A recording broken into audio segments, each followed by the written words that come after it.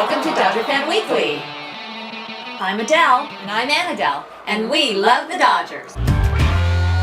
Let's talk about what everybody knows. Okay, everybody knows that Kershaw's thrown in the bullpen. That's right. Everybody knows that we've got starting pitchers that can make it through one inning and they end up back on the DL. It's frightening, and everybody knows that we're going to meet the Giants for 9 games. That's right, and everybody knows that we're half a game apart all the time. So by the time they come to LA, it's going to be a race. The pennant race is on. Everybody knows.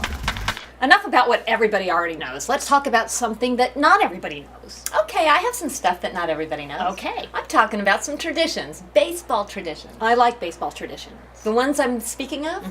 Well, the first one is the ceremonial first pitch. Why the heck do we do that? I don't know why. Well, When did it start? it started in 1908 in Japan. Oh.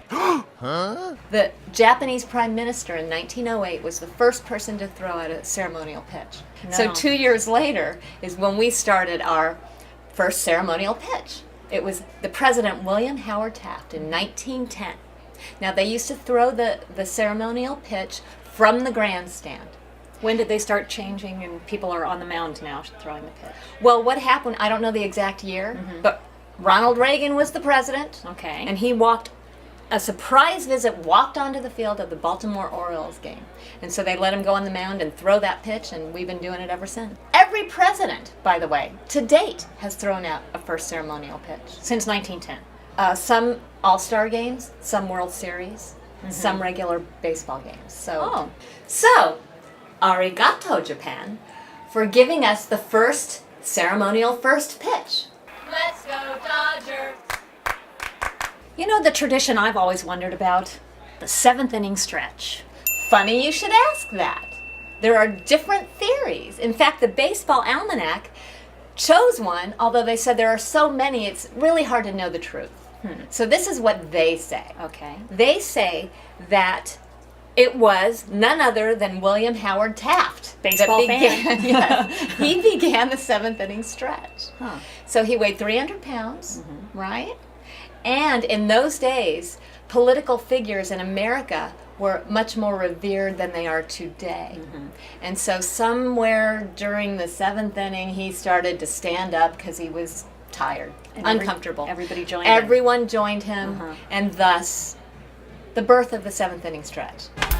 Have you all noticed all the home runs that have been hit these days? I mean, lots of them. By our guys. By our team in particular. A couple of them. Funny you should say that, because I just read an article on 538, and the title was "Steroids Probably Are Not the Cause of the Current Power Surge." Thank goodness, because I was having visions of 2000, and oh my gosh, it's scaring me. Yeah, we don't want to deal with that. They are contending that the balls are juiced. What? The balls are how do you juice a ball? How do you juice a ball? They make a couple of arguments. They do a comparison, okay?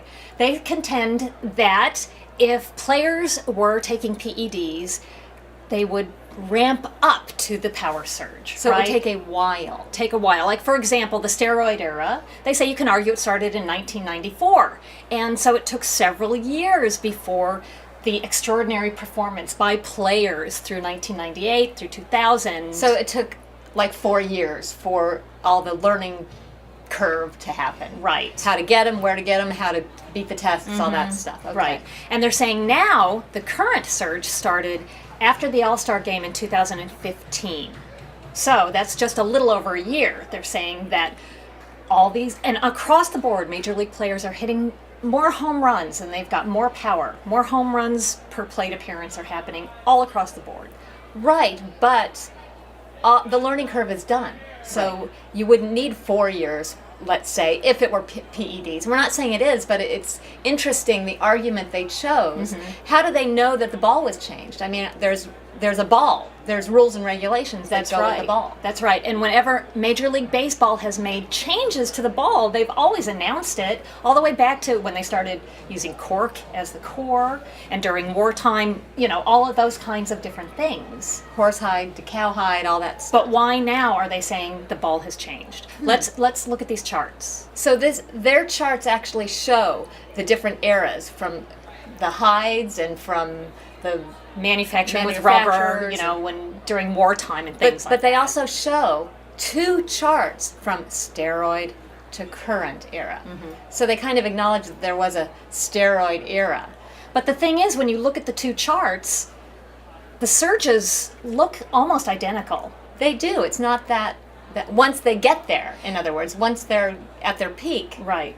And the changes in baseball, even in this article, they're saying they haven't necessarily changed how they make baseballs. They're saying that Rawlings moved their part of their operations somewhere else in 2015. Okay. And the surge started after the All-Star break in 2015. So they're equating Rawlings moving operations with all of a sudden the ball being juiced. But MLB hasn't announced that there's been any change to the ball. Right. Huh? What? Talking about baseballs, there are regulations. There are. The baseball. There it is. A true indisputable icon of American culture. But why? What makes this orb such an icon? Let's dig a little deeper and see what we find. First, we remove the red thread that holds her together. Then we remove the leather cowskin protective shell, where we find a white poly cotton finishing yarn. We slowly unravel that fine white finishing yarn to discover a layer of 3-ply gray woolen yarn. After some time, we peel back the gray dark yarn, and there is a layer of 3-ply white woolen yarn. We peel back the white yarn, and lo and behold, a second layer of dark yarn. Oh, the mysteries of the icon. We peel back that dark 4-ply gray woolen yarn, and there it is. The core. The core of the icon. It's about the size of a quarter. A cork is the core of the icon. And it's held together by layers of sheep wool. The icon.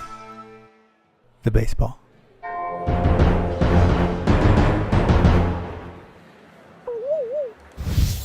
We don't know if the balls are juiced. We don't know if the players are juiced. We do know you still have time to enter the caption contest. So, check us out on Twitter to find out how to enter.